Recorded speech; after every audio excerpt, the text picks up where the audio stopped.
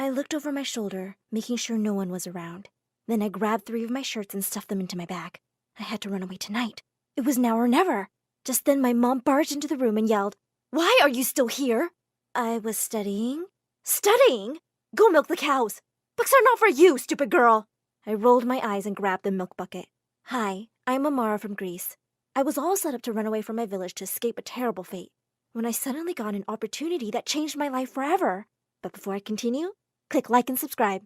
The next day in class, our teacher barged in and wrote a question on the board. Now who can solve this? I looked around and then raised my hand. No sweat! As soon as I was done solving the question, I saw everyone staring at a tall woman walking towards me to the front of the classroom. So, you're the famous 𝗪𝗧𝗧. Your teachers did say you were a genius. Signomi, who are you? She's Miss 𝗪𝗘𝗧𝗧, the vice principal of a huge school in the city. She's come here to offer a scholarship to the smartest kid in class. I just stood staring at her, my mouth open. Was this for real? I don't have all day, child. Will you accept it? Yes, absolutely. Just the day I had planned to run away, I'd been given a scholarship?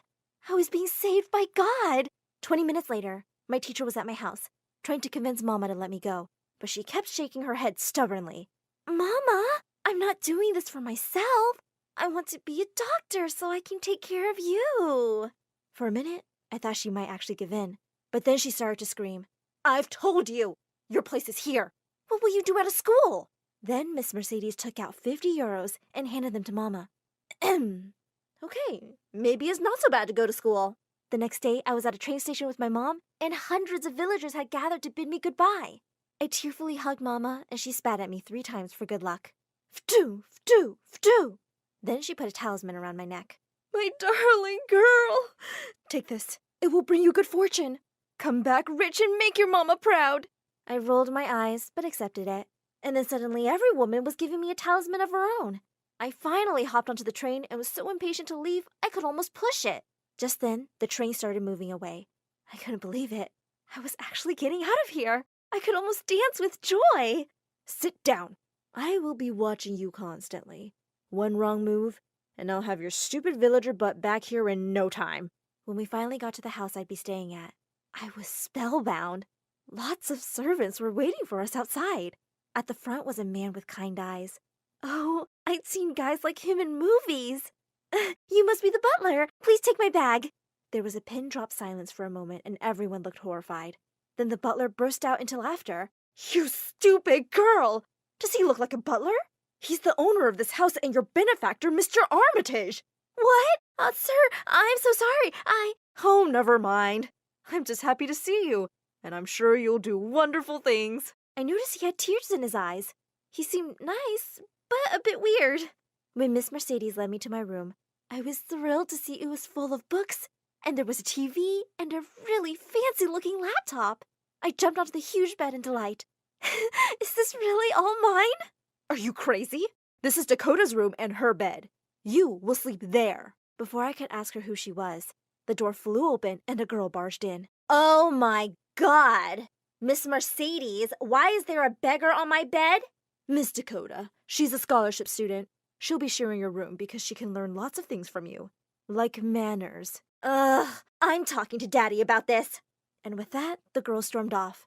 That's Dakotah, a real girl of the city. Later that evening, as I roamed around the house, I was walking past the library when I heard Miss 𝗪𝗧𝗧𝗧's voice. I don't see why you needed to bring that girl here. We have so many other smart kids in our school. I've told you, I have my reasons. I held my breath as I listened closer. I wanted to know why he'd chosen me. Just then someone whispered in my ear and I nearly screamed. Are they talking about something interesting? There was a handsome boy next to me, with his ear pressed to the door. I quickly walked off and he followed me, introducing himself as Gavin, Miss 𝗪𝗧𝗧𝗧's son. He said he and his mom lived here. Are you a new maid? Do I look like a maid to you? Oh, I'm sorry. Save it, city boy. You're all alike. Proud city people. I joined school after a couple of days, and I was so excited. When the first math lesson was about to start, a girl whispered to me, Psst, you can tell me if you don't understand stuff. I'll help you. I was about to thank her when she continued, I'm sure the only math you know is counting cows. Why were these people such jerks? Just then, the teacher walked in and started writing a word problem on the board. There are 85 people in a warehouse. Some of them had turned into zombies, some are still alive. If the ratio of zombies to humans is 2 to 3, How many zombies are there? Seriously? This was so easy. My pet goat could solve this. But I was shocked to see that everyone in class was just staring blankly. I quietly said, 34. The teacher turned to me. What did you say? I believe the correct answer is 34 zombies. He immediately sat down on his desk and started working out the problem. 10 minutes later, he looked up at me in complete shock. It is 34! How did you do that so fast? And before I knew it, I was being rushed off to the principal's office and the maths teacher was insisting that I was a genius and should be bumped up a grade. That night, Mr. Armitage couldn't stop raving over dinner about how smart I was, and I could see that both Miss Mercedes and Dakota were not happy. A few days later, Miss Mercedes came to me and dumped a pile of dirty clothes on me. You lazy girl. From now on, you'll be doing the laundry. I picked up the clothes and walked to the laundry room. The washing machine with all its buttons was making me feel so nervous. I never used one. But then I told myself, you're Amara. You can do anything. I held my breath and pressed one button. Nothing. Another. Nothing again. A third, and the machine began to roar. Foam and water shot out, and I screamed as I tried to stop it. Then I heard someone laughing. I turned to find Gavin leaning against the wall. What are you looking at? Nothing at all. I was just wondering why they brought you here. But for now, you just need to know that you're pretty cute. Move aside. I'll show you. And he unloaded the first batch of laundry. As he unloaded the first batch of laundry, he said, and that's how it's done. He wiped a soap bubble off my nose, and my heart skipped a beat. He was looking right into my eyes. Wait, was he about to kiss me? Just when his face was just inches away from mine, Dakota burst into the room, and she looked crazy mad. What do you think you're doing, village witch? You live under my roof, and this is how you repay me? By stealing my boyfriend? Dakota, we're not dating. Oh, are you dating her then? Maybe I am. It's none of your business. She screamed and stomped out of the room. Before Gavin could say anything else, I ran out of there. I really didn't need all this drama. The next few days, I tried to avoid Gavin, and Dakota pretended like I didn't even exist. But then one morning, as I was getting ready for school, she threw something on my bed. It was an iPhone. Daddy wanted you to have my old one, so whatever. If you have questions, ask Siri. Who's Siri? A girl at school? Dakota turned to me. No, but she's a nerd like you, and you guys will get along really well. Here's her address. You can meet her there. After school that day, I decided to pay Siri a visit. I followed the directions and was confused when I ended up in the creepy parking garage of an abandoned mall. I immediately decided to leave, but just then, someone put a hand on my shoulder. What you doing here, kid? Did the cops send you? I turned around in horror to see 3 huge men behind me. I tried to make a dash for it, but I tripped over something and fell. Ow! Are you hurt, little girl? You will be if you don't step away from her this minute. From behind the goons stepped out Gavin and some police officers. As the police took them away, he helped me walk to the car. Later at home, Mr. Armitage was extremely distressed. It's so lucky Gavin tracked your phone's location when you didn't come home. But why would you go to such a place, child? I guess I just got lost. I was only looking for Siri at the address Dakota gave me. Everyone suddenly froze and looked at me like I was crazy. Then Mr. Armitage turned to Dakota and started shouting at her. I can't believe you would play such a horrible prank. You put Amara's life in danger. But Dad, I didn't think she was stupid enough to actually go. Not another word. I'm really disappointed in you. Just go to your room. Dakota burst into tears and ran away. Gavin helped me to the guest bedroom and gave me a goodnight kiss on the cheek. Just as I was drifting off to sleep, I suddenly sat up in bed, startled. There was a shadowy figure standing in the doorway. It was Miss Mercedes, staring right at me. Amara, you listen to me very carefully. Stay away from my Gavin. He's supposed to be with a rich girl like Dakota. If you want to keep your little secret, you won't mess with me. And with that, she walked away. I was horrified. Could she really know? I couldn't sleep. Later that night, I got up to get water when I saw a light coming from the study. I peeked in to see Mr. Armitage at his desk, looking worried. He spotted me at the door and told me to come in. When I asked him if something was wrong, he sighed. I don't know why we're making losses. It's just all a mess. Mind if I take a look? He looked really surprised, but nodded. As I started to go through the accounts, I began spotting some problems and gave him a few suggestions to fix them. He looked stunned. Oh, wow, what a gifted young girl you are. I can't wait for you to be part of my company one day. Wait, me? A part of his company? That would be such a dream. Listen, Amara, I'm going away on a business trip, but once I'm back, there's something really important I have to talk to you about. You should go to bed now. But I woke up the next morning to the most horrible news. We found out that Mr. Armitage had been in a bad car accident on his way to the airport. We rushed to the hospital and waited for hours for the doctors to give us some news. Dakota couldn't stop crying, and I put my arm around her. The doctors finally told us that he'd suffered head trauma, but was conscious now. Dakota went rushing to him. "Daddy!" And she hugged him and cried on his chest. He stroked her hair and said he was just fine. He smiled at everyone, and then his gaze fell on me. "And who is this young lady?" We all looked at him in shock. "It's me, Mr. Armitage. Amara." He looked confused. "I'm so sorry, but you're not familiar to me at all." When we told this to the doctor, he said that it was possible the head trauma had made him lose his short-term memory, and he couldn't remember recent events. There was no way to know for sure if it would come back. I was devastated that he didn't even remember me anymore, and now I would never even know what he wanted to talk to me about. A few days after Mr. Armitage had been moved back home, Miss Mercedes walked into the dining room and dumped a bag on the floor. "It was my bag. I've made a decision. I'm sending you back to your village, Amara. Mr. Armitage doesn't even know who you are anymore, so I don't see any point of keeping you here." I stared at her in horror. Oh my God, I couldn't go back. Suddenly, Dakota got up from the table. "She's not going anywhere. I don't exactly love her, but my dad wanted her here, so she'll stay." "Yeah, Mama. Why would she go now? Besides, we really like having her here." The vein on Miss Mercedes' head looked like it was gonna pop, but she just pursed her lips and walked out of the room. A few weeks passed peacefully. Mr. Armitage was recovering well, but still didn't remember me. I was doing really well at school, though, and Gavin and I had started going out. Little did I know that this was the calm before the storm. One night at dinner, there were 2 extra plates at the table. When Gavin asked his mom who was coming, she just said excitedly, "Oh, you'll see. There are some very special guests."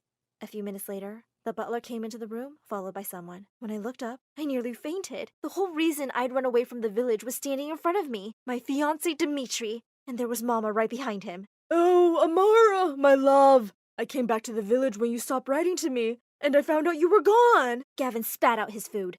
"What is going on here?" "Oh, this is Amara's fiancé. She just forgot to tell us about him." I rose from my chair. "No, I can explain. I was forced into this engagement because Mama owes his father money. I don't love him. Gavin, you have to believe me." Gavin just looked at me and walked away. I was about to run after him when 𝗕𝗓𝗏 grabbed my arm. "Can you please pay some attention to me, your future husband?" There was complete silence in the room. "You and your family will pay for this, Amara." And with that, he stormed off. Mama burst into tears and said I had to come home and fix things with 𝗕𝗓𝗏, or she and my siblings would be kicked out of our house. She looked so much weaker, and it broke my heart to see her cry. I said I would leave with her the next day. The next morning, as we were leaving, I told Mama that I wanted to say goodbye to Mr. Armitage. "Mr. Armitage, you don't remember everything you've done for me, but I wanted to thank you." "What do you mean I don't remember, Amara? I know exactly why I brought you here." I looked at him in shock. "Wait, your memory's back?" Just then, Mama came running, saying 𝗕𝗓𝗏 was waiting for us, but she suddenly froze. She and Mr. Armitage were staring at each other like they'd seen ghosts. You, how dare you trick my child and take her away from me?" "Amara, we're going, now!" She dragged me towards the door and I kept yelling at her to let me go. "Please, just stop. I was going to tell her everything. I'm really sorry I didn't take a stand for you all those years ago, but I'm trying to fix all that now with our daughter." Dakota and I shrieked together. "Daughter?" 𝗕𝗓𝗏 put an arm around each of our shoulders.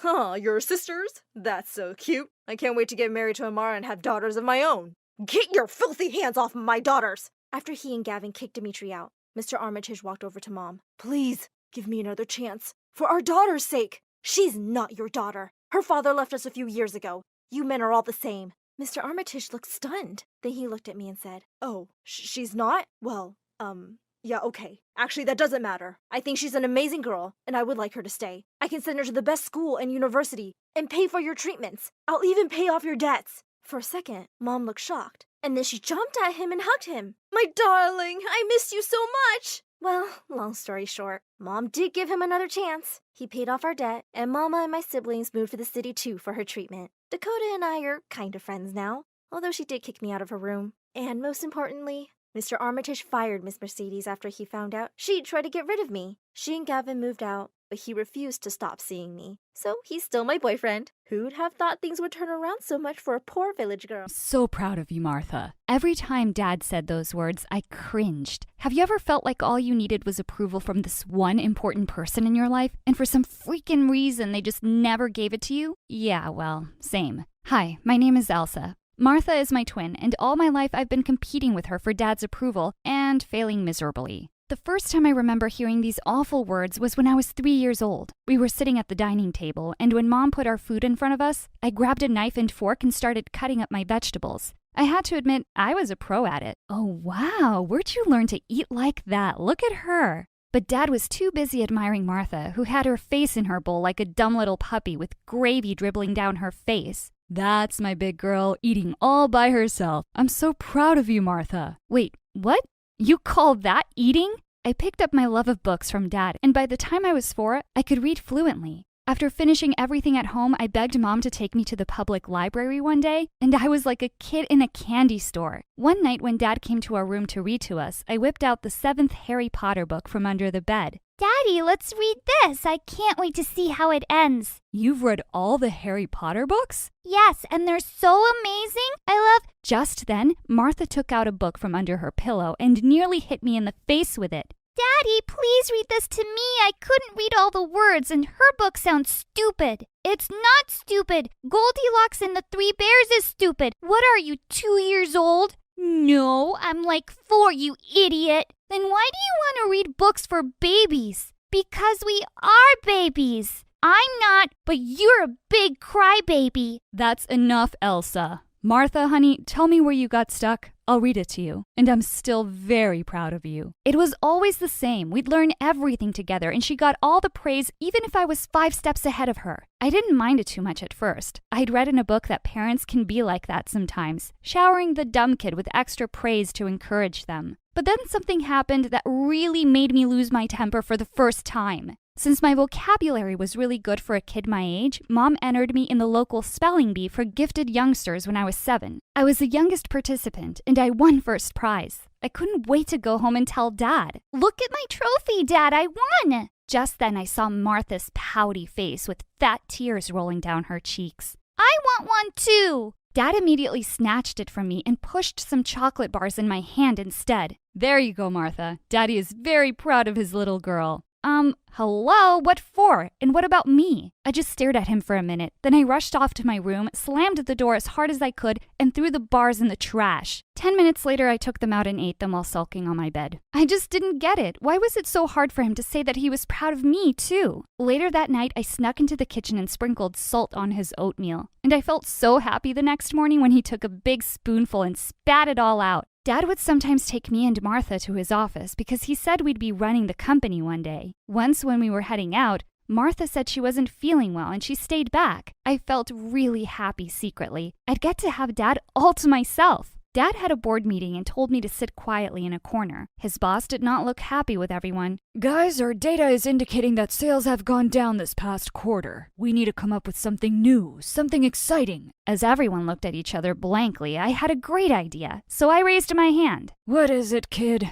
I read in the New York Times that smartwatches for teenagers are going to be the next big tech gadget. Everybody looked at me in surprise, but then a big smile spread on his boss's face. That's brilliant. We don't have anything for teenagers. Who's this genius kid? Instead of looking proud, Dad just looked embarrassed. I'm so sorry. I'll make sure to leave her home next time. I didn't understand why he was looking like he was mad at me when everyone else seemed to think I was a delight. Are you insane? She's amazing. I would be so proud of her if she was mine. Dad just nodded and glared at me. The second we got home, he rushed straight to Martha's room with the gifts he had for her. I missed you so much today. It really wasn't fun without you. I felt shattered at hearing those words. Just then, she got out of bed and showed Dad the painting she'd been working on. Martha, that's so beautiful. It was a painting of SpongeBob and his starfish buddy. I thought it was really ugly, actually. I'm so proud of you, Martha. I'm really glad you're better. Watching him hold her tight for so long made me want to cry. Mom and Dad thought I had tears of joy because my sister was feeling better, but they were just tears of anger. I wanted to rip her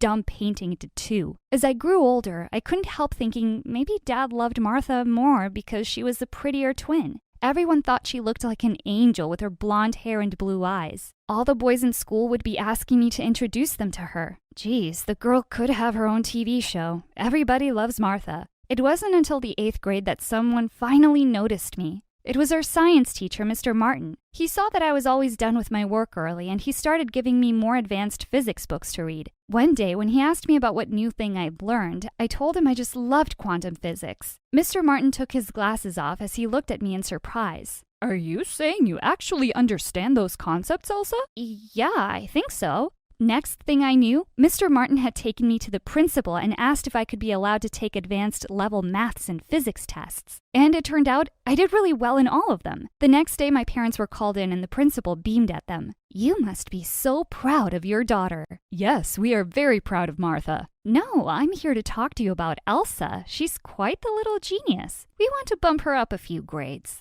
Dad looked confused. But what about Martha? Will she be bumped up too?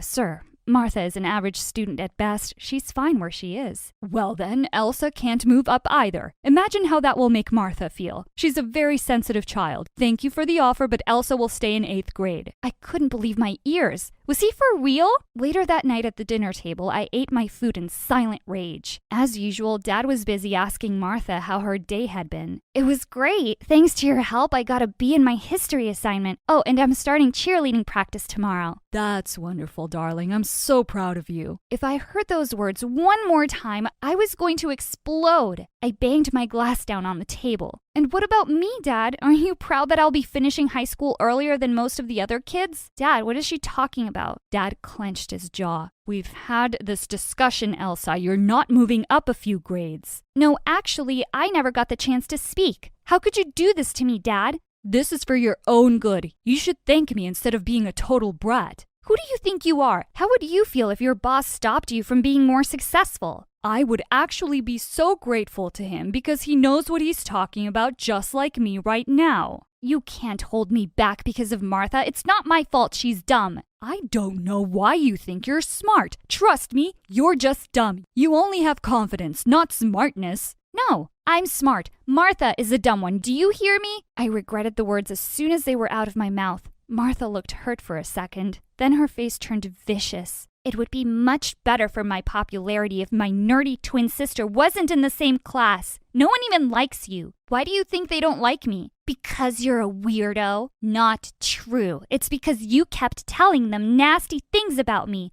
You think I don't know? Do you care about how that makes me feel? What about you, Dad? Are you happy about this? Martha is just joking around. You don't have to make a big deal out of it. You're a monster. And so is Martha. Like daddy, like daughter. Mom pushed back her chair and stood up. Enough, all of you. I think it would be better for you two to be apart, so Elsa will be changing her grade, and no one is dumb or a weirdo. And then she turned to Dad angrily. I can't believe you. You're so selfish. Selfish? Why? Because I want the best for your kids? For my kids? Or just for Martha? You think I don't see? You stopped seeing a long time ago. But I can see your pity from a mile away. And with that, she left. I looked at Dad, but he just flung his napkin down on the table and walked away. I didn't care anymore. I wasn't going to wait around for him to say those words to me. I was bumped up to 9th grade and finished high school 2 years before Martha. We never had much in common, but in the past couple of years, we'd really grown apart. She wasn't doing well at school and was always more interested in going to parties and hanging out with boys. But Dad was as blind to her faults as ever. Look what's arrived in the mail, Mom! I just received my college acceptance letter to MIT on full scholarship! As Mom squealed in delight and hugged me, suddenly Dad walked in and snatched the letter out of my hands. You never told me you're applying to MIT. What will you study there? Quantum physics. That's what I've always loved, but you never asked. He crumpled up the letter into a ball. I own a tech company. How will you manage if you're too busy studying stupid theories in a research lab? I'm not interested in taking over your company, Dad. You should train the daughter you're really proud of to take over, and we both know that's not me. Well then, hear this. I'm not going to be paying a penny for your college. And with that, he stormed out of the room. That fall, I moved away to Boston and got a job at a coffee shop to pay for my expenses. I stopped talking to Dad and Martha altogether. Mom kept in touch with me and sometimes sent me money. In my last year at university, I was clearing the tables at the coffee shop one day when a regular customer, Leonard, walked up to me. He'd been coming every day for 6 months and I had the biggest crush on him. Hey, Elsa, I've probably spent hundreds of dollars on coffee just to see you every day, so how about I cut to the chase? I think you're beautiful and smart and I'd like to ask you out. Wait, he thought I was beautiful? Growing up under Martha's shadow, I'd never really seen seen myself that way. We dated for 2 years, and then we got married. Only Mom attended the wedding from my side. I found out from her that Martha had dropped out of college and run away with some loser boyfriend who had promised to make her a big model one day. Your dad's really heartbroken and has just thrown himself into his work even more. A year later, I gave birth to a beautiful baby girl, Anna. Leonard was so supportive of my career and always told me how proud he was of my achievements. And it was the happiest I'd ever been, until the day I got a phone call from Mom. Honey, you have to come home. Your dad's had a stroke. I flew back home immediately. Seeing Dad looking so weak and sick made my heart hurt. I sat by his side and took his hand. I'm here now, and everything's going to be okay. Dad was no longer fit enough to work, and I knew what I had to do. I left my dream job and moved back home with my family, and Leonard and I took over the company's operations. One day, I was looking all over for Anna when I found her on Dad's bed, reading out loud to him. I saw that he had tears in his eyes. She's just a little genius like you. Do you remember how smart you were? Do you remember that, Dad? He took my hand and drew me close. I'm sorry that I wasn't a good dad to you. I just always felt Martha needed my love and attention more. I shouldn't have treated you the way I did. I thought I didn't care by now, but my heart soared with joy as he said the words I'd been longing to hear my whole life. I'm so proud of you, 𝗪𝗚.